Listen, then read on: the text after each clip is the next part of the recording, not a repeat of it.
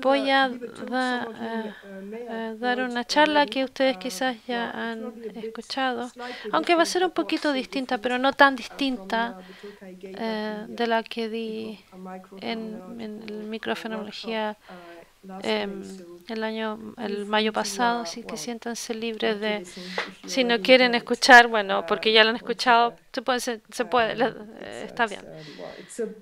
Es un poquito distinta, pero no tan distinta. Entonces, voy a esperar a empezar a leer la charla. Este tiempo que vivimos en estos 3 meses de confinamiento fue considerado por muchos como extraño, increíble. En este periodo hemos sido sorprendidos por tantas cosas que en realidad no tenemos palabras. Personalmente, aparte de algunos artículos relacionados a la inconsistencia de la gestión de esta crisis de salud por el gobierno de Macron, no podía escribir nada porque aún estaba en el proceso de entender.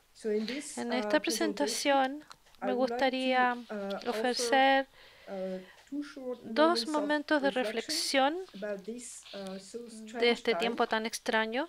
Primero, cómo el periodo de confinamiento generó una relación distinta con el tiempo, y segundo, cómo este tiempo reganado, en el sentido prustiano de la palabra, no me ocurrió como un tiempo de meditación o oración, sino que me dio una sensación de un tiempo de gran fragilidad, y también cómo apareció esta idea de la fragilidad o debilitación. Y en cada parte de este proceso les voy a dar una explicación microfenomenológica donde he buscado anclar estas intuiciones volviendo a algunos momentos que experimenté durante este tiempo. No es insignificante que la crisis de salud tiene consecuencias ecológicas e implicaciones ecológicas. Hasta en este momento, la emergencia del nuevo virus y enfermedades probablemente está vinculado a la modificación general del ecosistema o los ecosistemas en todo el mundo.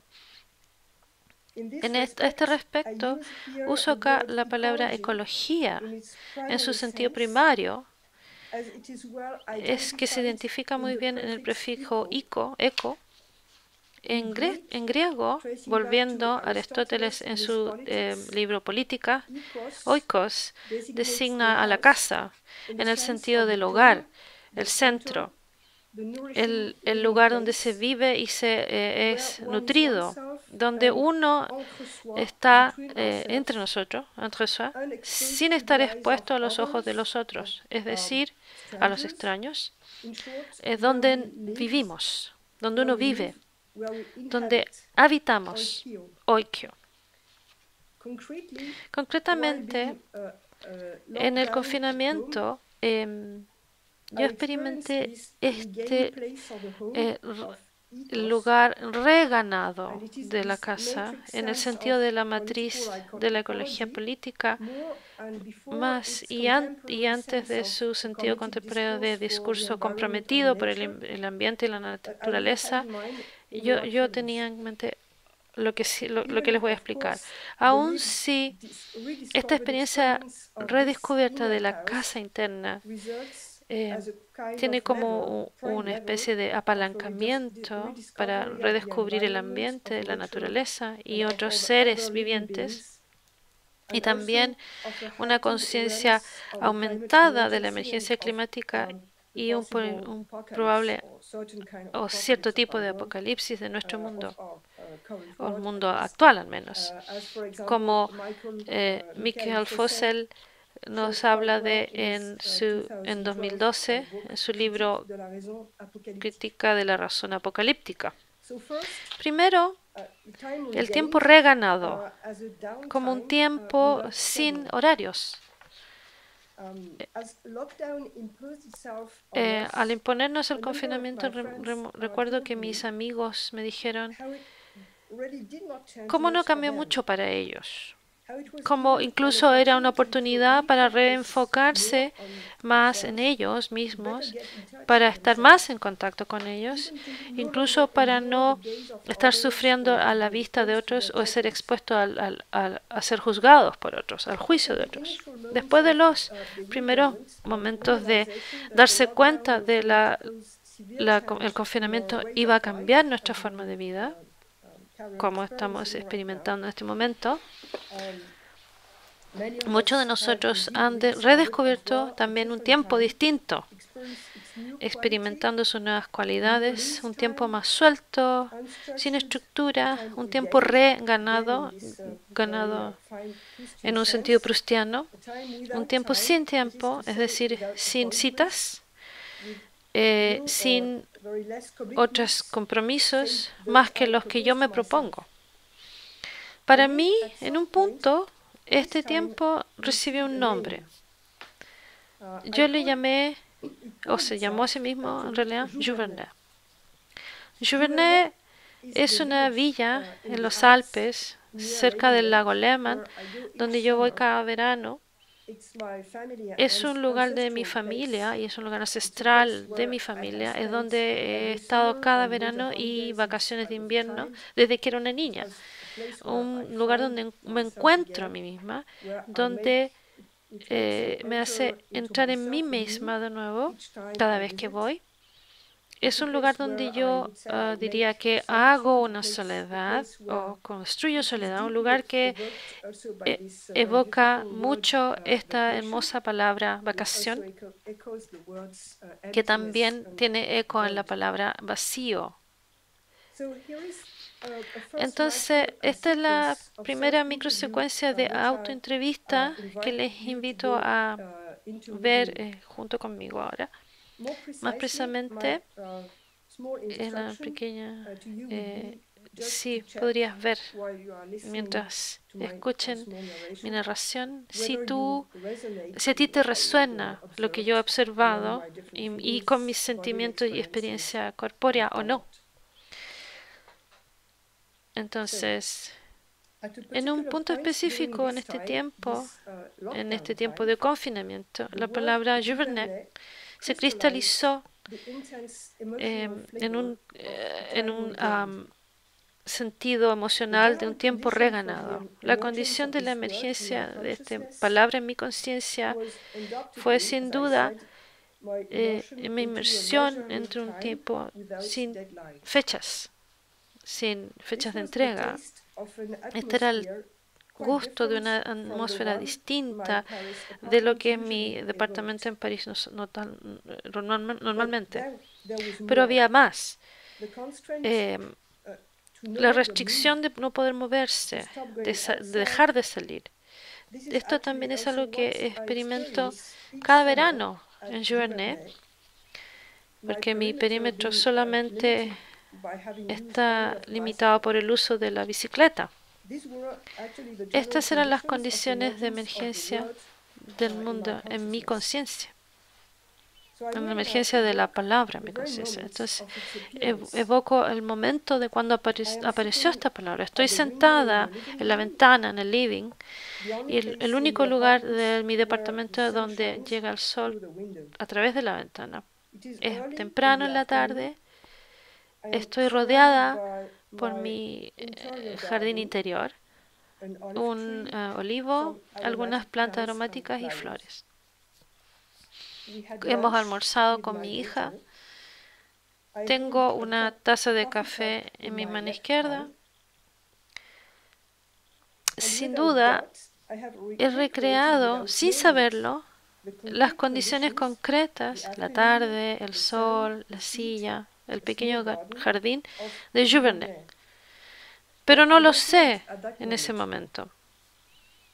En mi mano derecha tengo el libro de Simone de Beauvoir, La Vieillesse, que ella escribió en 1970.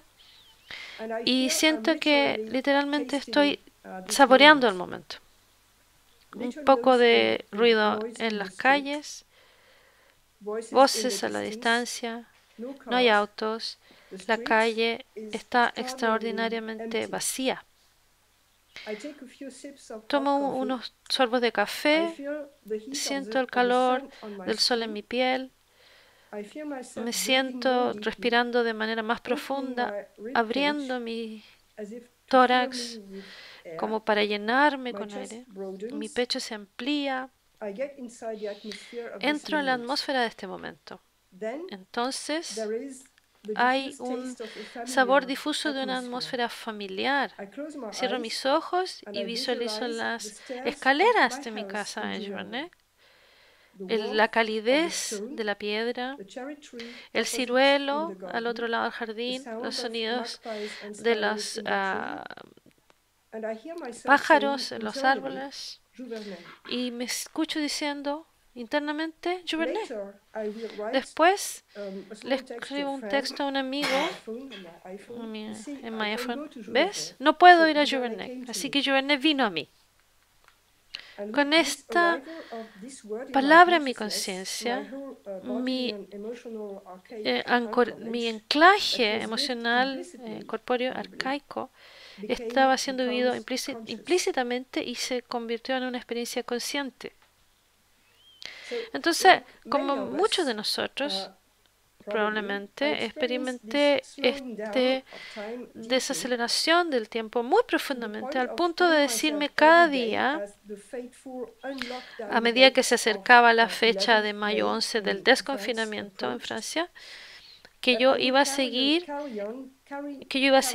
con como una opción de confinamiento.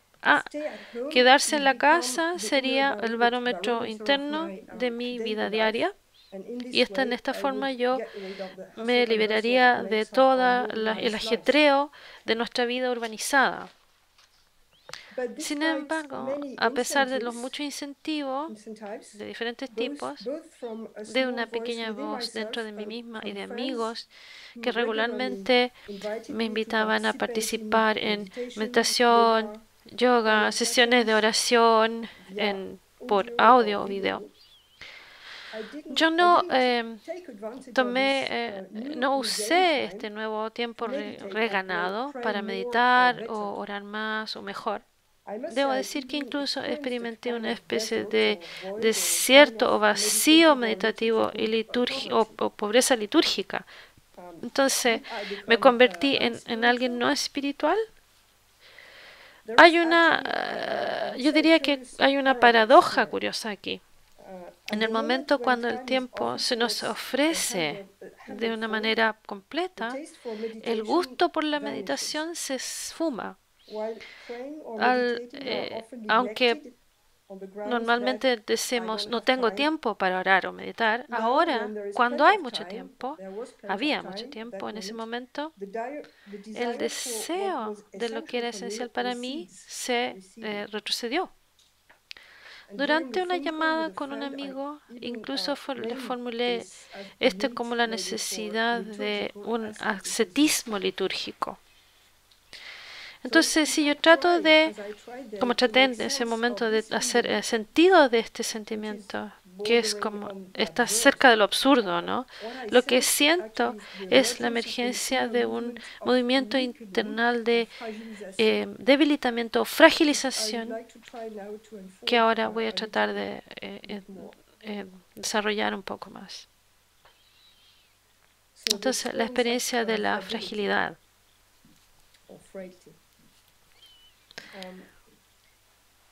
Este sentimiento de fragilidad o absurdo responde a la preocupación de la situación que estamos viendo ahora con el confinamiento y que también probablemente no hay razón para que no siga durando por mucho tiempo.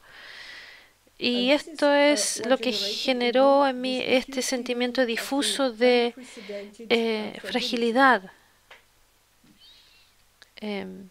Esto ha sido algo que se ha analizado mucho en los medios. Este virus no conocido nos confronta con la fragilidad esencial de nuestra humanidad. En momentos de luto, de muerte violenta, de pérdida de un ser querido, estamos también confrontados con este intenso sentimiento de total debilitamiento de nuestro ser. Cada vez que hay un problema grave o que pasamos por penurias, antes de ir a mi conciencia total, que está ocupada por la vida de todo el día y el quehacer del día, pero con este virus, este debilitamiento de mi ser se intensificó, excepto que 10 veces, excepto que se aplicaba a mí y no a la fragilidad de ser experimentada con otros o la pérdida de otros.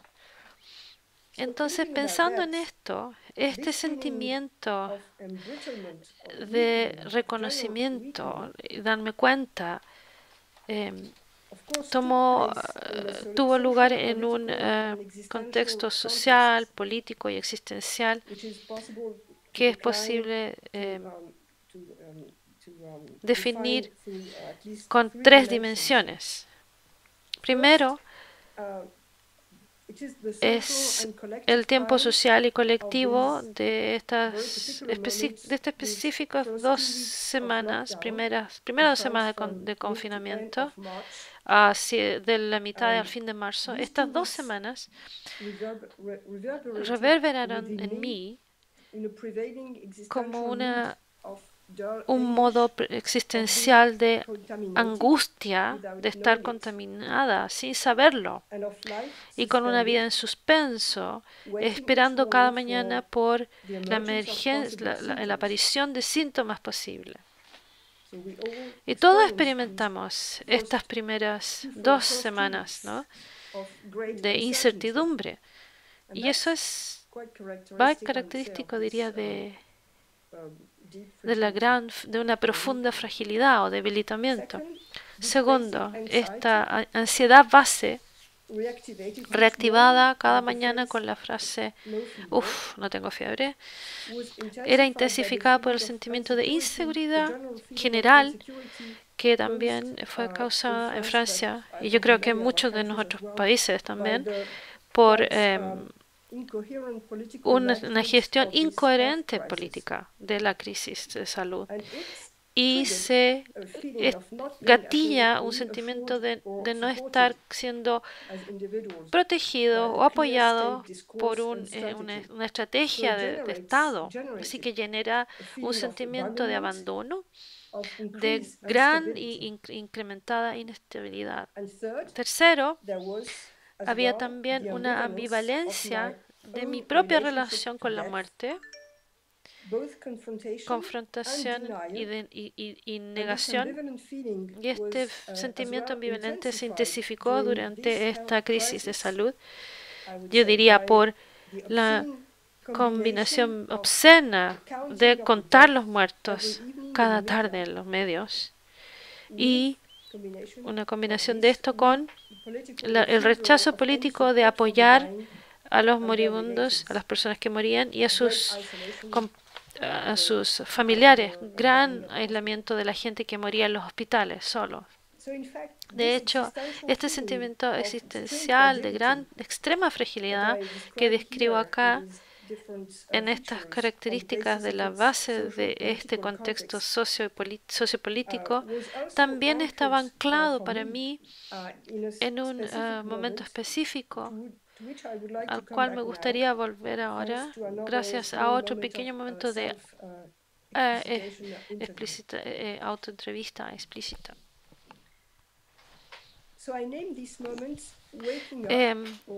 Este momento lo llamo despertar, porque es un despertar corpóreo, un despertar interno. Me gustaría invitarlos a experimentar esta segunda autoentrevista de nuevo durante los primeros momentos y les invito a ver si les resuena con lo que ustedes han experimentado. Es lunes en la mañana, el primer lunes de marzo 2020, este año. Aún no tenemos confinamiento en Francia. Me levanto y siento algo distinto dentro. Porque la última semana he estado en mi cama con fiebre, con una tos agotadora, sintiendo dificultad para respirar. Cada mañana, en esta última semana que ha pasado, veo si se han empeorado los síntomas respiratorios para que yo vaya al hospital. O por si estoy mejor, un signo de que la enfermedad está en remisión. Pero cada mañana digo el mismo autodiagnóstico. El mismo estado de fiebre, la misma congestión respiratoria. Siento que podría ser coronavirus. Sin embargo, lo niego y espero, esperando signos. Y mi cuerpo está luchando contra ello. Yo siento la fiebre que sube en el día, el decaimiento en la tarde. Pero ese día, cuando despierto, en la mañana del 2 de marzo, más de una semana después, algo ha cambiado en mi cuerpo. Me levanto, me inspecciono y entiendo que la fiebre ya ha bajado. Camino a mi apartamento, veo mi estado interno, mi cabeza está mejor, mi frente se siente despejada, mis ojos se sienten más abiertos y de pronto siento que mi caja torácica se abre y tengo el placer de poder inhalar, exhalar y algún tipo de gran jolgorio de solamente poder respirar. Me siento más viva y también mucho más frágil. La tensión de mi lucha entre el cuerpo y la mente contra lo que ha sido un enemigo invisible llega a un punto de relajo que resulta en un alivio emocional y una gran necesidad de respirar, literalmente exhalar, como después de un shock traumático, para llenar tus pulmones hasta el fondo, para experimentar el aire, inhalar, exhalar, para chequear que aún estás vivo. Entonces, este sentimiento de respiración amplificado, donde los pulmones se expanden y se vacían, en otro contexto, con otras palabras, yo diría que el escritor francés Maurice Blanchot de manera muy vívida atestigua al final de su libro Testimonio en 1944, El instante de mi muerte, el instante de mi muerte, que escribió en 1944, que tiene un eco magnífico en esta reapertura de la vida dentro de una posible muerte. Aquí, en este caso, de la muerte en la vida, que en un sentido es todo en uno. Déjenme citarlo al final del libro, que es un ensayo muy corto a este libro. El que los alemanes tenían como objetivo, esperando solo por la orden final, entonces se sintió un sentimiento extraordinario de liviandad, como un disfrute, no feliz, como un goce, el encontrar la muerte y la muerte. Por lo tanto, él estaba vinculado a la muerte por una amistad surrepticia. Entonces, sin duda, comenzó para este joven el tormento de la injusticia. Sin embargo, en el momento cuando se estaba esperando para dispararle, estaba este sentimiento de liviandad que no podría traducir. Liberado de la vida, el infinito que se abre delante de mí, ni siquiera felicidad o mala suerte, ni la ausencia del temor, y quizás un paso más allá. Yo sé, me imagino que este sentimiento inefable cambió lo que quedaba de la existencia, como si la muerte fuera de él ahora solamente pudiera chocar con la muerte dentro de él. ¿Estoy vivo? No, está muerto. Este testimonio es un testimonio radical. Es un momento donde este hombre podría haber recibido un disparo y no fue. Entonces, este describe este momento en que pensé que estaba muerto y finalmente no lo está. Voy a hablar acá de la fragilidad. Podemos tener otras palabras para nombrar este sentimiento de inmersión en una situación donde lo impredecible nos desorienta de todo el control. Quizás pueden preferir ustedes hablar de vulnerabilidad, precariedad o incluso sumisión. Y en estos términos resuena algo de nuestra pasividad extrema, de nuestra estar completamente afectados, como de sufrientes de algo. Personalmente prefiero el término fragilidad porque me refleja en mi visión la naturaleza fundamental de mi ser. Fragilis en latín es lo que puede ser quebrado. Por ejemplo, el filósofo contemporáneo Jean-Luc Chrétien habló de esto en su libro, precisamente, que se llama Fragilidad. También indica que lo que es factible es de fallar, como lo nombró el filósofo Paul Ricoeur, que también está consciente de de un punto débil, esta inclinación pasiva. Así que prefiero hablar de fragilidad porque esta experiencia es más universal para mí, al menos en comparación con el uso contemporáneo de la otra palabra que mencioné, que nombra esta pasividad extrema, que también designa a unas categorías políticas. Por ejemplo, gente vulnerable, en el caso de Levinas, que designa primariamente a las viudas, los huérfanos, categorías especiales de personas, o hoy en día las personas mayores,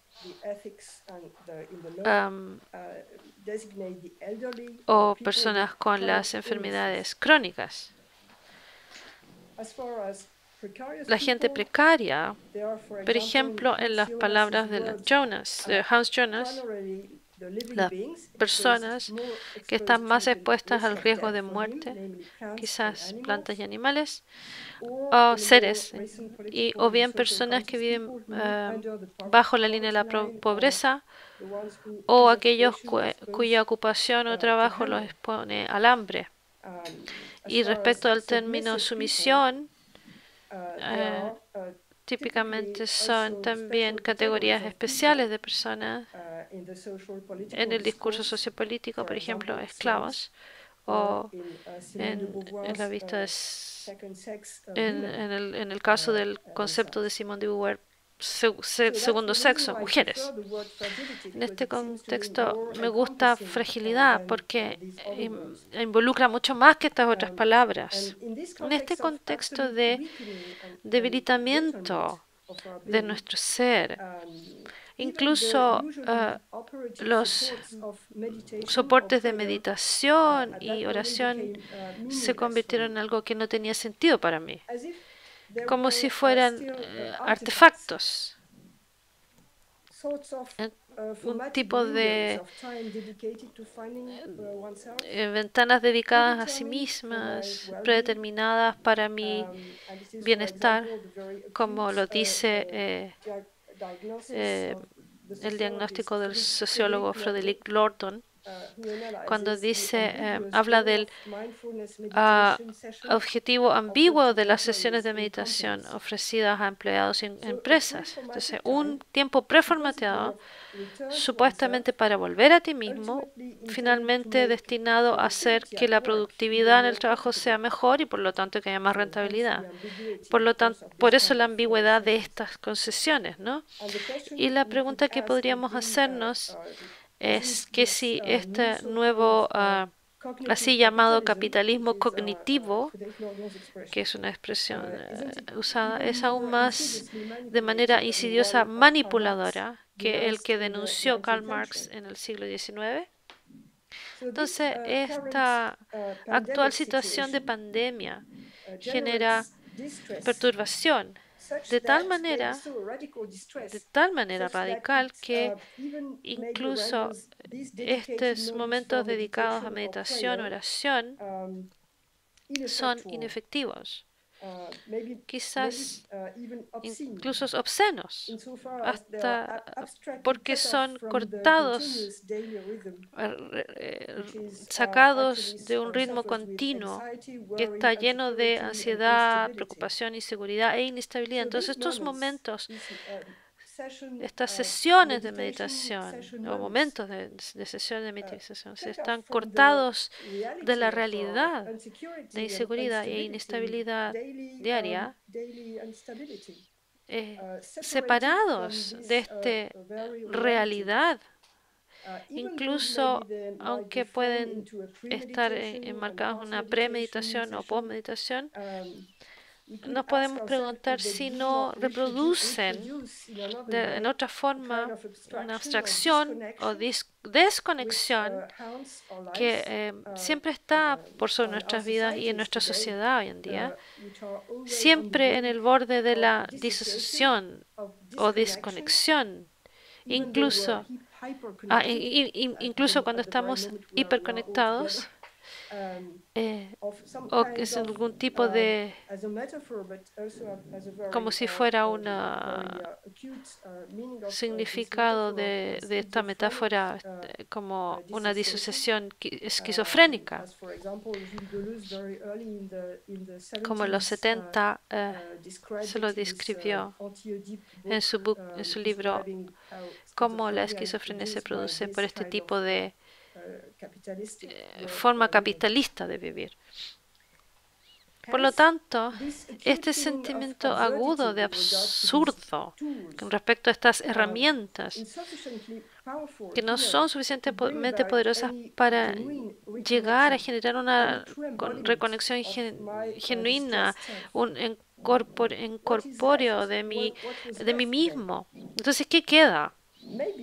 Quizás solo la emergencia de un tipo de ascetismo, como dije, con respecto a esta preformateada, a esta liturgia preformateada, a esta técnica que se nos ofrece a nuestras mentes biotecnológicas, o quizás un tipo de emergencia de una época más profunda, una suspensión, un quiebre de nuestras preconcepciones.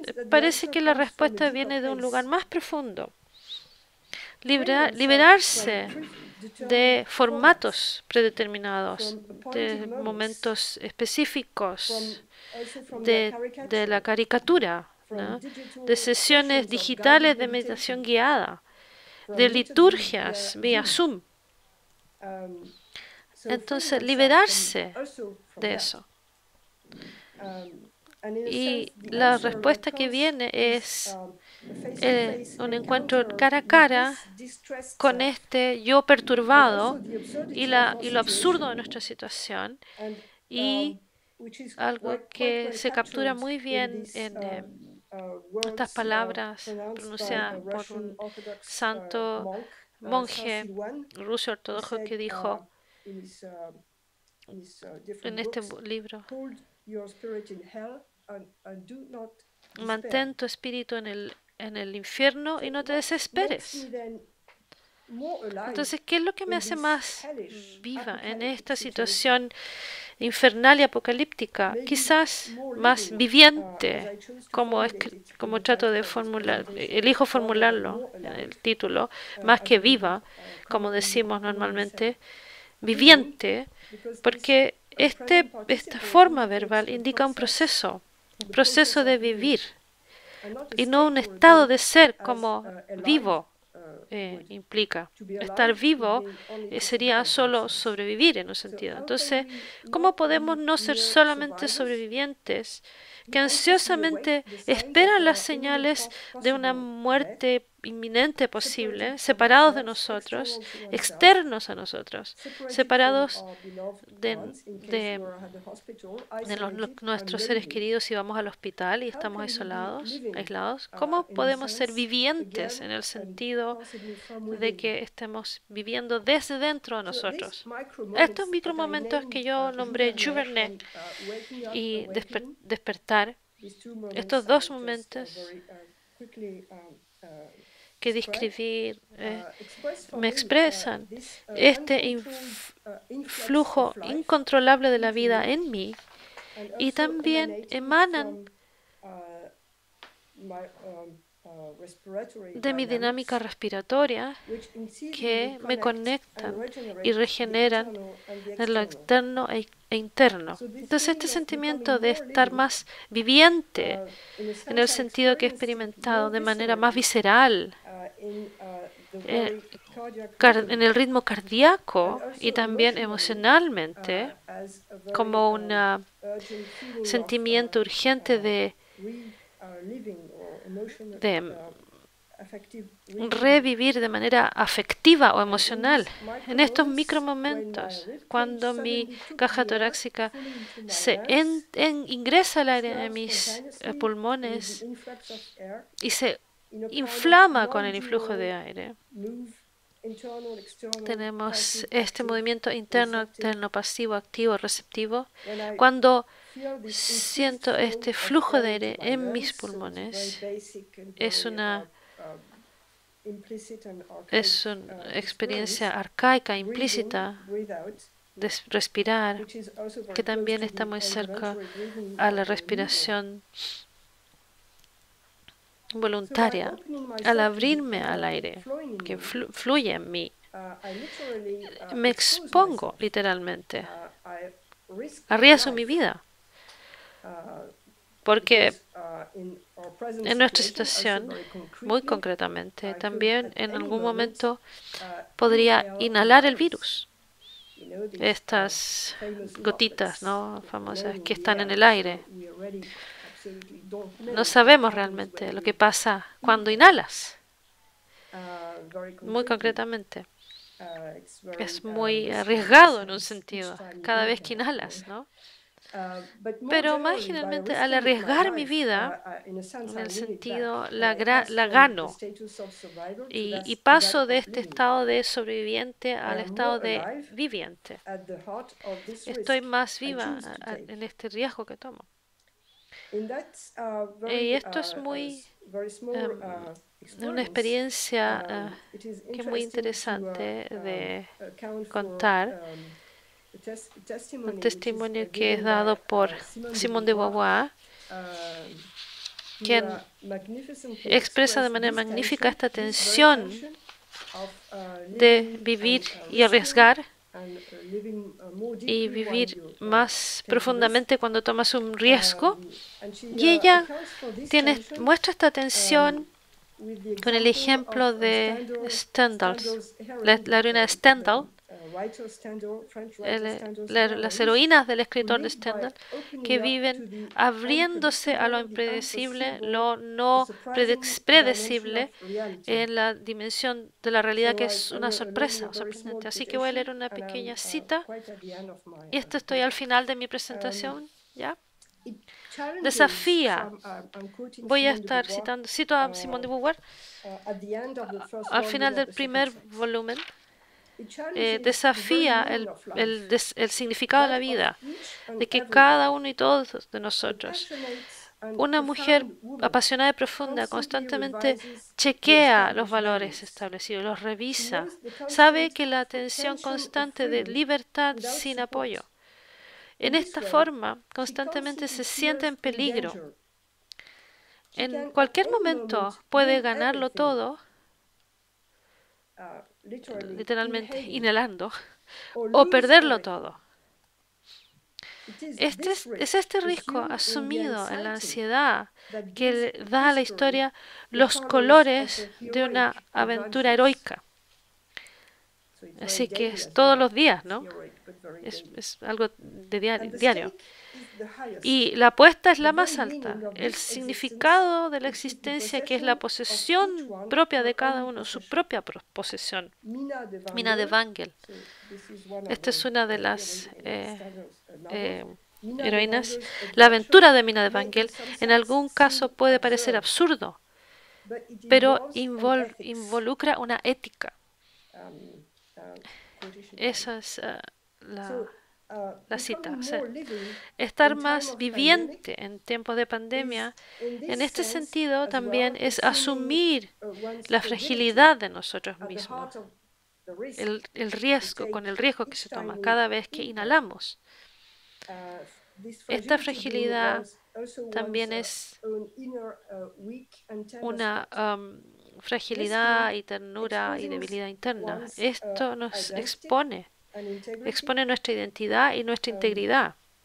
En diferentes campos de estudio ha habido mucha investigación que se ha hecho en inmunología, psicología, política, que muestran que lo que llamamos este tipo de normatividad segura o hiperseguridad también es algo fatal. Se describe muy bien y se analiza muy bien en la teoría de Ulrich Beck del riesgo. Ulrich Beck, la teoría del riesgo, es bastante actual. Al exponerte en un sentido, te inmunizas. Al ser transgresivo, te descubres. Al comprometerte, provocas transformaciones. Y al hacer todo esto, sin duda, contribuyes de una manera modesta, si se quiere, a cambiar el mundo actual en que vivimos y también a las otras personas que nos rodean. Y les agradezco por su atención.